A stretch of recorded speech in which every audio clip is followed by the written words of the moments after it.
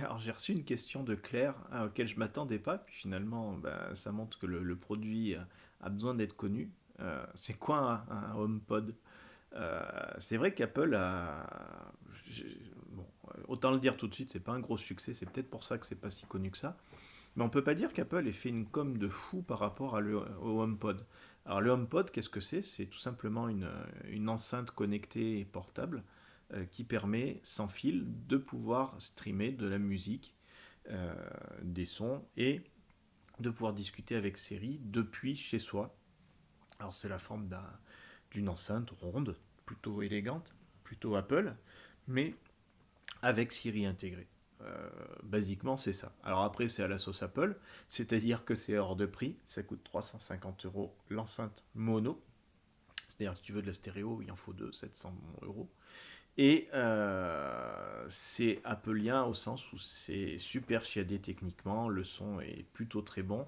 Il y a un côté son spatialisé avec analyse de la pièce où l'enceinte sait où faire passer le son. Enfin, bref, il y a tout un tas de trucs qui fait que, honnêtement, à écouter, c'est très très bon.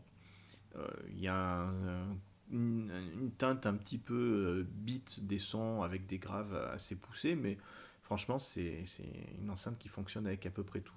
Alors pourquoi le HomePod n'est pas plus connu que ça et pourquoi c'est pas un grand succès commercial? Déjà parce qu'il souffre de la comparaison avec ses concurrents de chez Google et de chez Amazon, et aussi via des fabricants tiers tels que Sonos, qui proposent le même concept, c'est-à-dire des enceintes que l'on peut utiliser sans fil pour streamer du contenu de son iPhone, ou de son iPad ou de son Mac, et d'utiliser un assistant que l'on peut interroger depuis n'importe où de chez soi, à part que bien sûr avec Google c'est pas Siri, ça va être le OK Google, avec Amazon c'est Alexa, mais le principe est le même. C'est ce côté, une enceinte avec un micro et le tout connecté. Et c'est pas un grand scoop de dire que Siri, on peut pas dire que ce soit l'assistant qui a le plus de succès dans le grand public. Et à juste titre, c'est que ça marche pas très bien. Et franchement, je connais peu de gens qui utilisent de manière intensive Siri. Et moi-même, j'utilise vraiment au degré minimum. Alors que l'assistant OK Google ou même Alexa, ça fonctionne de mieux en mieux aujourd'hui. Et puis, comme je te disais, il y a plein de concurrents qui sont moins chers, ce qui fait que très souvent, quand on a à choisir entre acheter un HomePod ou deux Sonos One et ainsi avoir un son qui sera peut-être un tout petit peu moins bien, mais avec deux enceintes stéréo, donc, eh ben, forcément, on se pose la question. Alors, on s'attendait à ce qu'il y ait des grosses, grosses baisses de prix du HomePod pour les fêtes.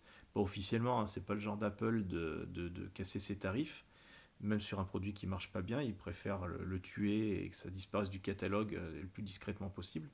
Mais on sait aujourd'hui qu'Apple utilise via des diffuseurs tiers, et en particulier Amazon, la possibilité de casser les tarifs et ainsi de faire des vraies fausses promos. Qui sont tout bénéf pour l'utilisateur, sans qu'Apple ait à se défaire officiellement de son image de marque premium. Pour le HomePod, c'est pas trop arrivé. On a bien vu deux trois petits trucs, mais plutôt aux États-Unis où il y a eu des petites promos dessus, mais c'est pas encore ça. On a des rumeurs qui parlent d'un futur HomePod plus petit et moins onéreux, mais fondamentalement, moi je pense que tant que Siri n'aura pas fait de gros progrès, le HomePod restera un choix malheureusement mitigé. En revanche, si tu as du budget et si tu veux un bon gros son d'une qualité assez exceptionnelle même pour le prix, là le HomePod peut être une bonne affaire. Et là, sors ta carte bancaire. Allez, salut.